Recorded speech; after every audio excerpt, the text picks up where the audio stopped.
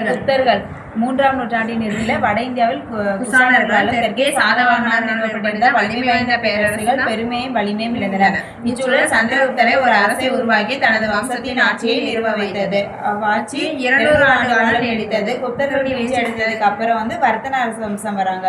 அதுலதான் கர்சர் வட இந்தியாவை 606 இருந்து 647 வரைக்கும் ஆட்சி செய்யறாரு. சான்றுகள், தொல்லியல் சான்றுகள், குப்த அரசரால் வெளியிடப்பட்ட தங்க, வெள்ளி, செப்பு நாணயங்கள், சமுத்திரகுப்தரின் அலகாபாத் தூண் கல்வெட்டு, மெக்ராலி இரும்பு தூண் கல்வெட்டு, 2ஆம் சந்திரகுப்தரின் உதயகிரி குகை கல்வெட்டு, மதுரா பாறை கல்வெட்டு, சாஞ்சி பாறை கல்வெட்டு, ஸ்கந்தகுப்தரின் பிதாரி தூண் கல்வெட்டு, கத்வா பாறை கல்வெட்டு, மதுபான் செப்புப்பட்டையும், சோனாபாட் செப்புப்பட்டையும், நாலந்தா களிமண் முத்திரை பொறிப்பு.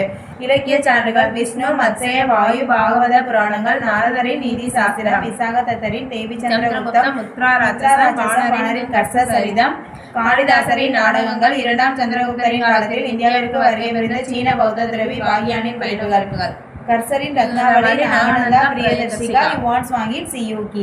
அடுத்து குப்த அரசு வம்சம் நிறுவப்படுவர். இதை யாரு? ஸ்ரீகுப்தர் தான் நிறுவுறாரு. வங்காளம், பீகார் பகுதியை ஆட்சியாக கருதப்படுகிறது.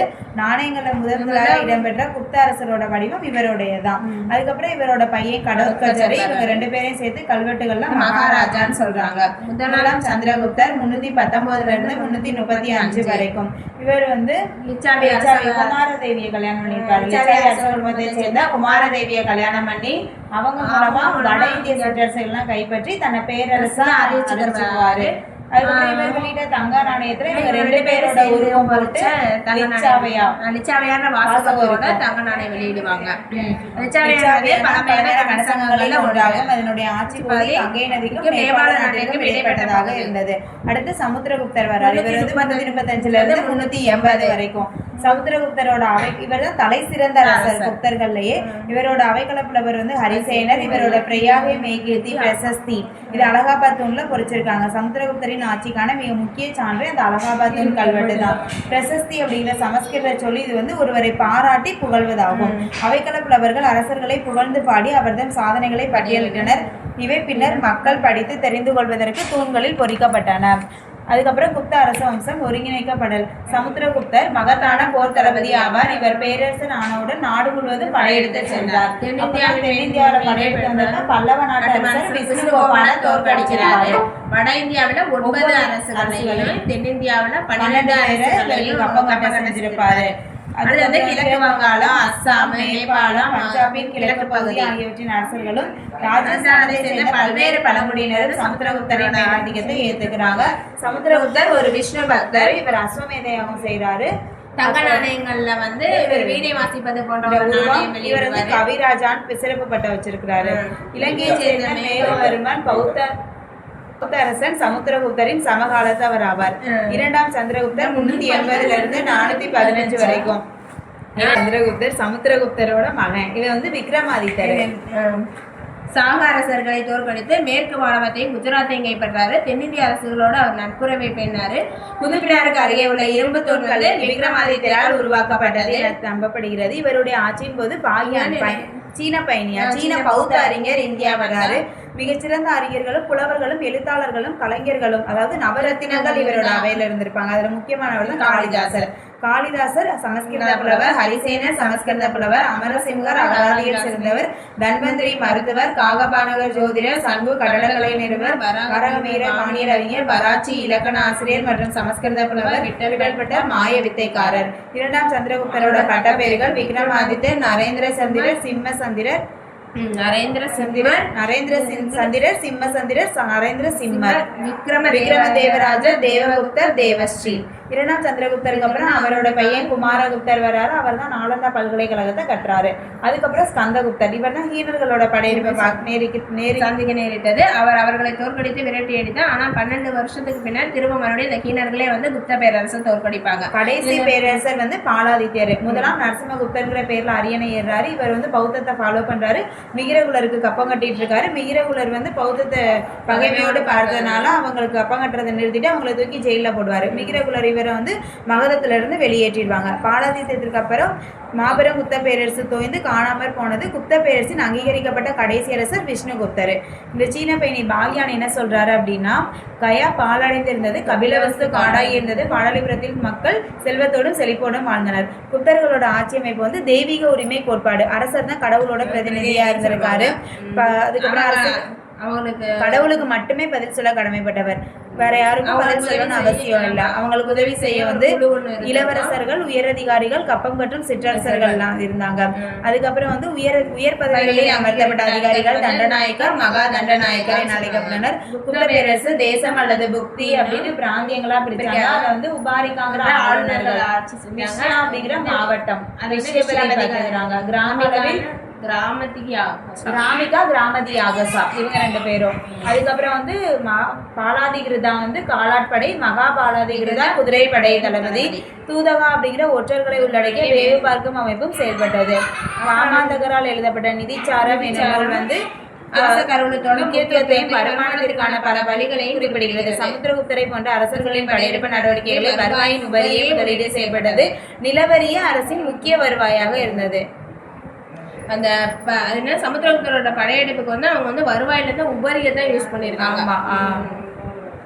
அடுத்து வந்து நிலவரிய அரசு முக்கிய வருவாய் இருந்தது. அடுத்து வந்து ஷேக்ரா வேளாண்மைக்கு உகந்த நிலம், கிலா தரிசு நிலம், அப்ரகதா வனம் அல்லது காட்டு நிலம், பஸ்தி குடியிருக்க தகுந்த நிலம், கபத சரகா மேய்ச்சல் நிலம்.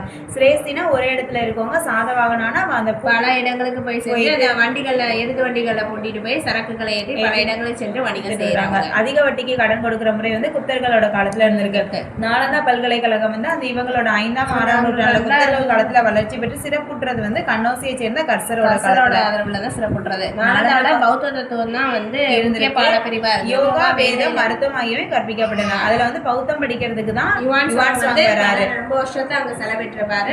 அங்க வந்து 8 மகா பாடசாலைகளும் 3 நூலகங்களும் இருக்கு. நாலந்தா பல்கலைக்கழகம் பக்தியார் கிழ்ச்சி மம்லூக்குகள் அழைக்கப்பட்ட துருக்கிய அடிமை வீரர்களால் அதை அழிச்சு தரைமட்டம் ஆக்குறாங்க. நாலந்தா யுனெஸ்கோவோட உலக பாரம்பரிய சின்னமாகும். அடுத்து ஹீனர்கள், இவங்க வந்து இவங்களோட தலைவர் வந்து அட்டில்லா. இவங்க வந்து அவரோட தலைமையில வந்து தாக்கி இருப்பாங்க, பேரச்சத்துக்கு உள்ளாக்குறாங்க. அடுத்து வெள்ளையினர்கள் வந்து மத்திய இந்தியாவுக்கு வராங்க. அந்த எல்லை பகுதிகளை வந்து அச்சுறுத்துறாங்க. அப்புறம் வந்து ஸ்கந்தகுப்தரை தோற்கடிச்சு மத்திய இந்தியால பரவுறாங்க. அதோர மன்னர் முடிசூட்டுகிறாரு. அப்புறம் அவரோட பையன் மிகிரகுலர் வராரு. அவரை தோற்கடிக்கிறதா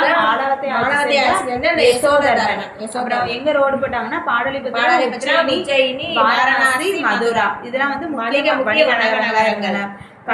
மேலை கடற்கரை துறைமுகம் வந்து கல்யாண், மங்களூரு, மலபாறு. கீழே கடற்கரை துறைமுகம் வங்காளத்திலிருந்து தாமிரலிப்தி. குப்தர்களின் நாணய அமைப்பு முறையை அறிமுகப்படுத்தியவர் சமுத்திரகுப்தர் ஆவார்.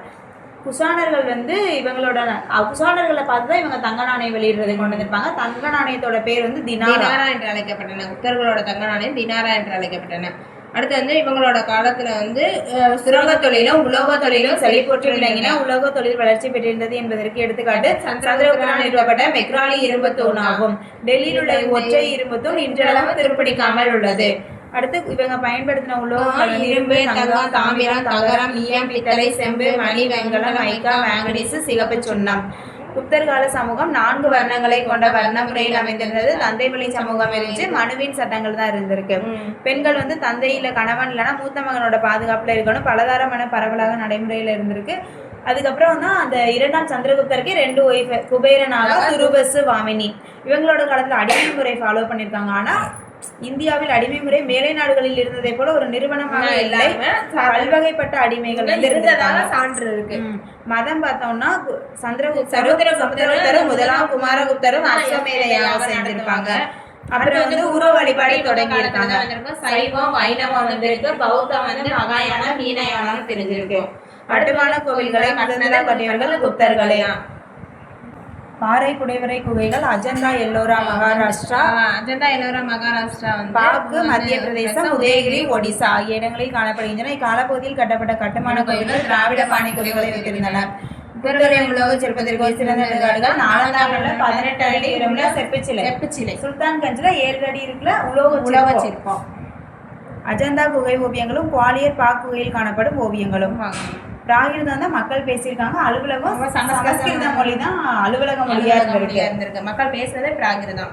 ஆனா வந்து அதாவது இது அந்த இலக்கணம் அந்த பாணினி எழுதிய சமஸ்கிருத இலக்கணம் வளர்ச்சி பெற்றதை வந்து பாணினி எழுதிய அஷ்டதியாயும் பதஞ்சலி எழுதிய மகாபாஷ்யம் எனும் நூல்களை அடிப்படையாக கொண்டது. வங்காளத்தைச் சேர்ந்த சந்திரகோமியா என்னும் பௌத்த அறிஞர் சந்திர வியாகரணங்கிற இலக்கண நூலை எழுதியிருக்காரு. காளிதாசர் இயற்றிய நாடக நூல்கள் சாகுந்தலம், ஆலவிகாக்னிமித்ரா, விக்ரம ஊர்வசியம். அவர் எழுதின மேலூர் நூல்கள் மேகதூதம், ரகுவம்சம், ரிதுசம்ஹாரம், மேகதூதம், ரகுவம்சம், குமார சம்பவம், ரிதுசம்ஹாரம். அடுத்து வந்து பூஜ்யம் வந்து இவங்க தான் கண்டுபிடிச்சிருப்பாங்க. தசமயன் முறை கண்டுபிடிச்சிருப்பாங்க. ஆரியப்பட்டர் தனது நூலான சூரிய சித்தாந்தாவில் சூரிய சந்திர கிரகணங்களுக்கான உண்மை காரணங்களை விளக்கியுள்ளார். பூமி தனது அச்சில் சுழல்கிறது எனும் உண்மையை அறிவித்த முதல் இந்திய வானியல் ஆய்வாளர் அவரே ஆவார். மருத்துவத்துறையில் புகழ்பெற்ற அறிஞர் தன்வந்திரி. இவர் ஆயுர்வேத மருத்துவத்துல நிபுணரா இருந்திருக்காரு. மருத்துவ அறிவியல் அறிஞர், சுசுருதர் அறுவை சிகிச்சை முறை பற்றி விளக்கின முதல் இந்தியர் ஆவார்.